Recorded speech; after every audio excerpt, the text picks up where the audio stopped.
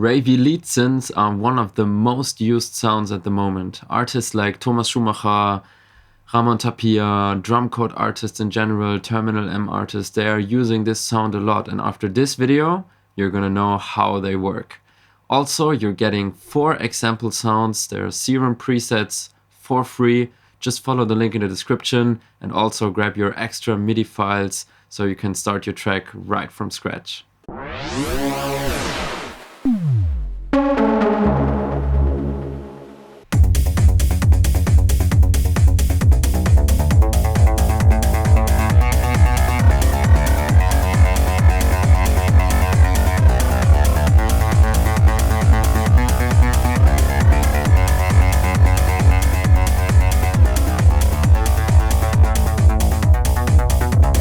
So this is the first sound that we're talking about today, and it's made with the acid wavetable from Serum, so it has this very resonant kind of character from the beginning, and you can see I'm using the frequency modulation here to add some interesting harmonics to the sound. So both are getting the frequency modulation from the sub oscillator, which is set to a square wave and is on -1 octave. So you can hear, especially on the oscillator B, where there's also unison on there. If I move the FM oscillator 2 on the macro down here, you can see this will move up and this will eventually change the structure of the overtones, which might sound a little bit like a pitch to you, but the sound stays on the exact same pitch but just changes its overtone structure, which is very interesting for making transitions in songs or making different parts. So let's have a listen to this again real quick so you know what I'm talking about.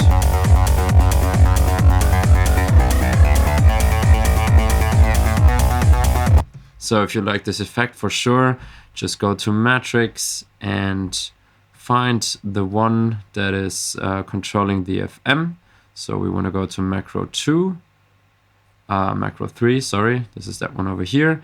And we could just move this up a little bit so we control even more of the range of the frequency modulation through the macro here. This might be a little too much, maybe for some transitions though, that could be interesting. And in general, this sound is working very well in all the kind of peak time techno sounds. It's not that of a too ravey sound, right? There's more ravey sounds to come in this video, but this one is working perfectly for any types of bass lines and lead sounds that you want to have that have this rolling character. So we should have a look maybe at the MIDI notes here real quick, so you can see that we're always switching from the F#1 to the F#2, which means we're jumping 1 octave per 16th note. And then here we make a little kind of melody, so you can see that we go to the 4th, the 6th, then we stay on the 3rd for a little bit, and then we go back up for 5, 6, right? So this is one of the basic patterns. You're gonna get some more MIDI clips if you follow the link in the description. And I would say let's jump to sound number 2, which is much more ravey, so be prepared.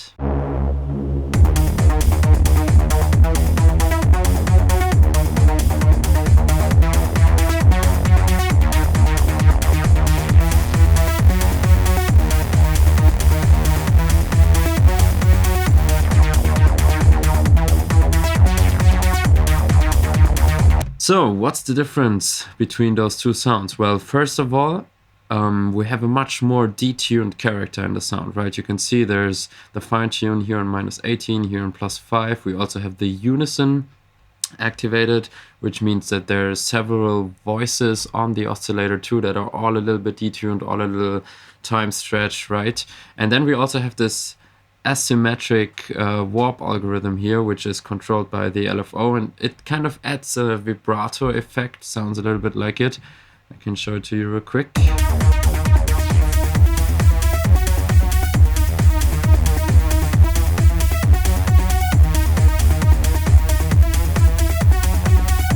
It's more of a subtle change, but definitely helpful.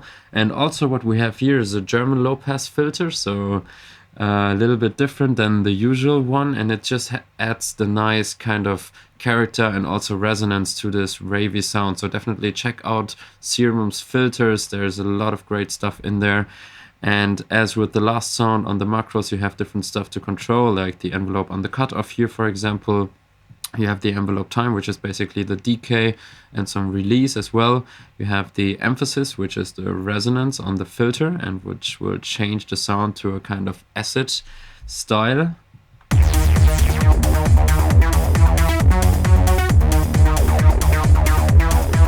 Also great for making transitions in the track or just switching up the vibe a little bit. And then here, one of the most important ones for this sound is the note over cutoff, which means that this controls how much of this modulation is applied, right? If I put it down, we can hear that all notes are like played on the same parameter cutoff. And then if we lift this up, depending on the note stage, like if we play an F1, the cutoff will be lower than if we play an F3. So if I raise this up, you can hear we have the focus on the higher notes, which makes us have a look at the pattern. So you can see this time we even switched to 3 octaves, and the pattern doesn't repeat each bar, right? It repeats each 3/16, which makes it just a little bit kind of moving in between the kicks and very interesting for the listener. And then here we have some moving up, and if we have a look at the notes, what's important and interesting to get this very ravey sound, I've used the +1 here, which is not included in neither the minor nor the major scale, but it has this very, very intense, dramatic kind of sound. And then I've used the typical third on top. We could also try the -2 here. That's the notes that generally work best, I think, in combination. For example, it could be like this.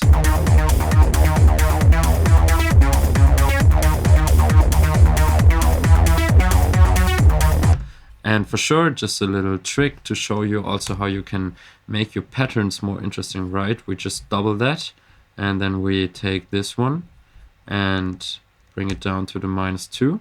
And now we have the variation, right? First we go to -2, and then we go to +3.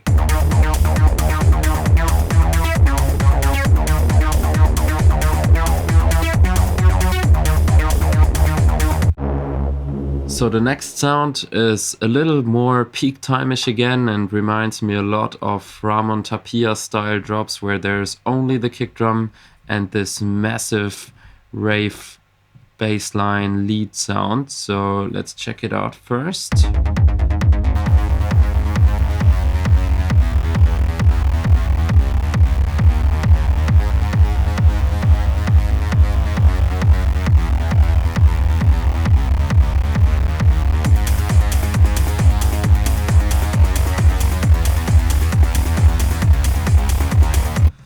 Alright, so what do we have here? So this is actually a very, very simple sound. What I've used is a saw wave from the basic mini wavetable, and also another saw wave, but this time it's going through the sync algorithm. Right here we have the band minus, which is not doing too much, just taking away a little bit the low frequencies to make the sound a little bit more focused on the mids and highs. And on the second oscillator, the sync is just, you know, shifting the tone a little bit, but the second oscillator is actually controlled through this high layer macro. So that means, for example, on your drop, you could have this on 0, which would sound like this.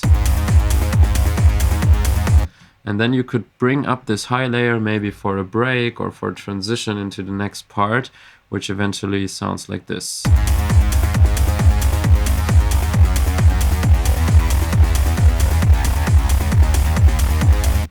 And then you could even go crazy and play with the sync, which would make the sound feel more kind of having a little bit different overtones. Let's check this out.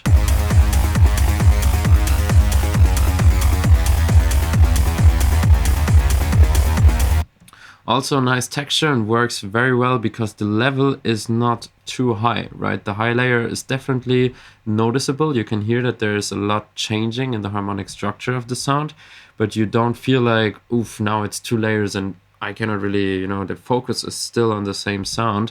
And that's why the sync works here as well, because the sync is not too aggressive. If you change the tonal character, but this would be very loud. Let's check it out like this.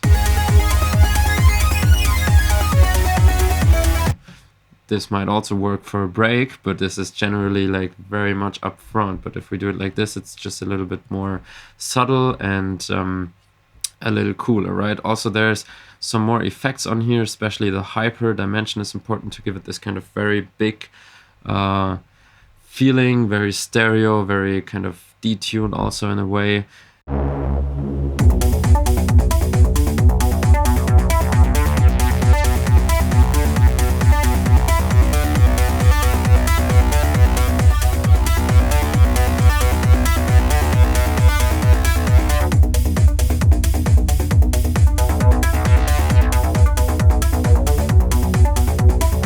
So what we have here for the last sound is another kind of FM style sound, but this time it's a little different. This time we don't get the FM from the sub oscillator, but rather from the oscillator A. So it's here on the oscillator B getting FM from A, which means that our banded saw wave here is the modulator for our second saw wave, which is already interesting. Frequency modulation, you can never have enough of this. Sometimes it's super crazy, but you can definitely get cool textures like this one, for example. So here, the oscillator that is the carrier, right, which receives the frequency modulation, is shifted up by 1 octave. So this sound is much brighter, much more lead style and less bassline style. So you could also maybe use this as a layer with another very dark and kind of dirty sound, right? So this one should work well for anything that's more in the style of, let's say, Victor Ruiz or maybe Alex Stein. So all this kind of more melodic peak time stuff. And generally what's important here is the chorus. So the chorus can be pushed up here. You can see it's always like 25% there, just to give the sound a little bit of width, but depending on how much you want, you can adjust this. And then the distortion is very strong in this sound to make it kind of thick and also to make the harmonics of the frequency modulation stand out more.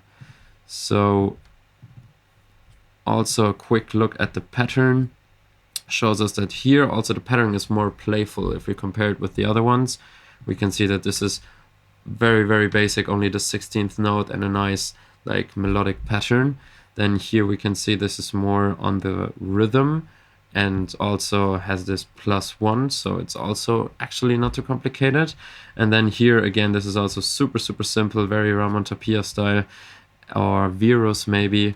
And now here, this is more of a very kind of playful melody. You can see that we're on the B, so we're in B minor, and then we switch up to D, E, and D again, which is a little bit more than in the tracks before, especially if you consider this only happens in 1 bar, right? So this makes the melody feel more playful, but obviously you could also go in and maybe shift the sound like this, for example.